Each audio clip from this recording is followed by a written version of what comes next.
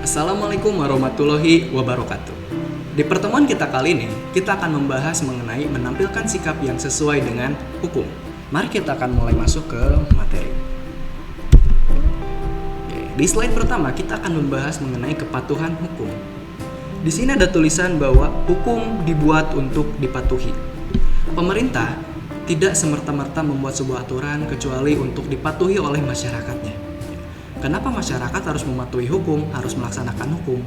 Agar dalam kehidupan bermasyarakat itu bisa terjadi ketentraman, keadilan, dan lain-lain. Oke, kita lanjut ke bawah. Ini ada kepatuhan hukum. Ya. Kepatuhan hukum mengandung arti bahwa seseorang memiliki kesadaran untuk kesadaran. Berarti kalau misalkan seseorang itu memiliki kesadaran, maka dia sudah dalam hati nuraninya bahwa dia, ternyata saya harus mematuhi hukum. Gitu. Yang pertama adalah memahami peraturan perundang-undangan yang berlaku. Banyak orang yang tahu hukum, tapi tidak banyak orang yang paham tentang hukum. Maka dari itu, memahami peraturan perundang-undangan yang berlaku itu sangat penting. Agar apa? Agar hukum itu bukan hanya sekedar tulisan, ya, tidak boleh melakukan ini, tidak boleh melakukan itu, tapi bisa dimasukkan ke dalam hati. Agar apa? Agar bisa dilaksanakan dengan sebaik-baiknya. Kedua, ini mempertahankan tertib hukum yang ada. Kalau misalkan orang-orang yang patuh terhadap hukum, maka dia akan mempertahankan hukum-hukum yang ada, ya. Tidak akan dia melepaskan atau saya tidak peduli dengan hukum, tapi dia akan peduli, ya, akan mempertahankan. Kalau ada orang yang melanggar hukum, dia akan tegur. Dan yang ketiga itu adalah menegakkan kepastian hukum. Ya. Hukum itu harus pasti.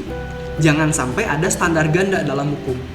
Misalkan di A itu tidak boleh, tetapi di B itu boleh.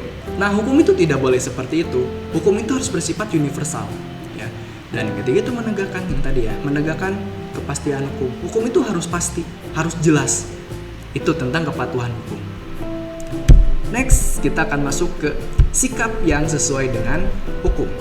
Sebenarnya sikap-sikap yang sesuai hukum itu banyak contohnya. Ya. Tapi di sini Bapak akan masukkan berdasarkan lingkungan. Ya. Pertama ada lingkungan keluarga, kedua lingkungan sekolah, ketiga lingkungan masyarakat, dan keempat adalah lingkungan negara. Kita akan bahas dulu di lingkungan keluarga. Oke, sebelum kita masuk ke lingkungan keluarga, Bapak tekankan dulu, ya, hukum itu bukan hanya berarti undang-undang, peraturan presiden, peraturan daerah, bukan hanya itu. Ya. Pengertian hukum itu tidak sesederhana seperti itu. Aturan di rumah, ya, misalkan kakak setiap hari Senin membereskan rumah, hari Selasa giliran adik, itu juga termasuk sebuah hukum. Karena hukum itu adalah aturan-aturan yang harus dilaksanakan. Ya. Jadi pengertiannya itu luas, ya, hukum itu. Oke, pertama di lingkungan keluarga. Contoh yang dapat dilakukan adalah pertama itu mematuhi nasihat orang tua. Kemudian yang kedua adalah membersihkan rumah sesuai jadwal yang ditetapkan. Itu sudah sesuai dengan hukum. Kedua, di lingkungan sekolah, ya. Kalau di lingkungan sekolah, ini contohnya adalah mematuhi tata tertib sekolah. Dan kedua adalah tidak mencontek saat ulangan. Itu adalah sikap-sikap yang sesuai dengan hukum jika dilakukan di lingkungan sekolah. Next, kita ke nomor 3. Di nomor 3 ini di lingkungan masyarakat. Nah, di lingkungan masyarakat ini Bapak masukkan 2 contohnya, ya. Pertama, mengikuti kegiatan kerja bakti, dan kedua, menaati kebiasaan adat istiadat di masyarakat. Dan keempat, ini di lingkungan negara. Kalau di lingkungan negara, contohnya adalah turut serta membela negara dan juga menaati hukum negara yang berlaku. Ini adalah contoh-contoh sikap yang sesuai dengan hukum. Artinya ya tidak bertentangan dengan hukum. Sebenarnya masih banyak, ya, contoh-contoh yang sesuai dengan hukum. Kalian bisa menafsirkan sendiri bagaimana sih sikap yang seharusnya yang sesuai dengan hukum. Gitu.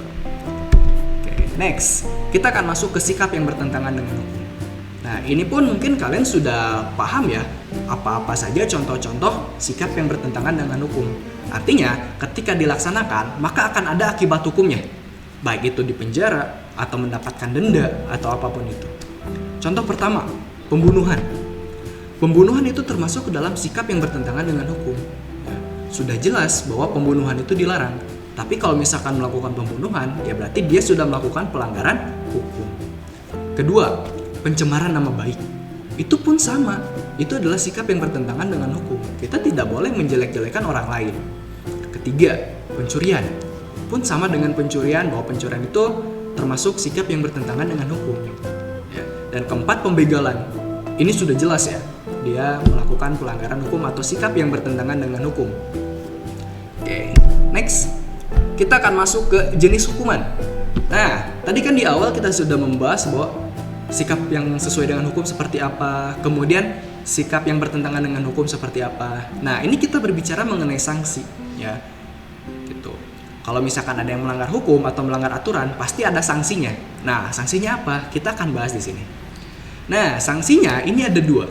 Pertama ada pidana pokok, kedua ada pidana tambahan. Kalian bisa lihat ini sesuai dengan yang ada di pasal 10 KUHP, Kitab Undang-Undang Hukum Pidana. Kita bahas dulu yang pidana pokok. Yang pertama adalah pidana mati. Kalau misalkan seseorang dijatuhi pidana mati, berarti dia akan dihukum mati. Dihukum matinya seperti apa? Dengan cara ditembak.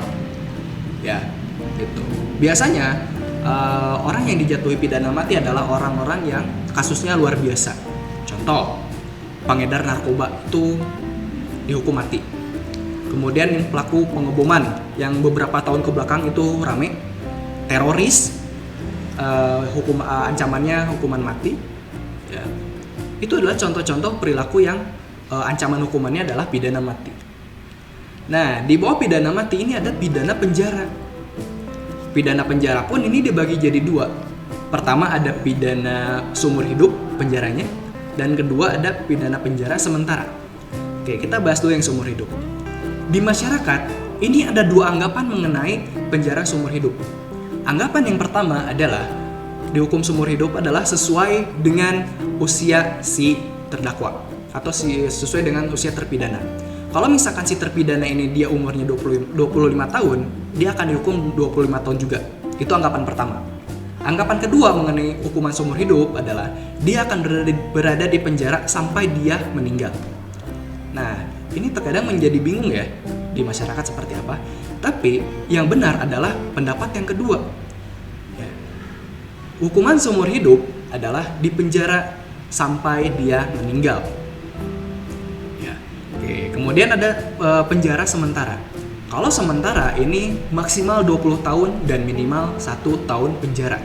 Jadi kalau misalkan ada orang yang melakukan kejahatan, dia dihukum oleh hakim 10 tahun, maka itu masuknya ke penjara sementara. Oke, next lagi kita akan masuk ke pidana kurungan.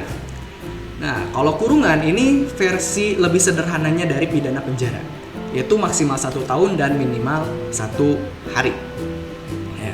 Jadi kalau misalkan ada terpidana yang dihukum 5 bulan, ya 5 bulan ini bukan penjara, tapi kurungan.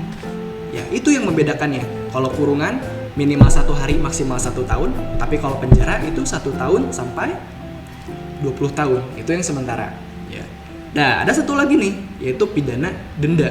Nah, pidana denda ini biasanya adalah pidana-pidana tambahan atau ya untuk menambahkan dari pidana-pidana yang pokok di atasnya.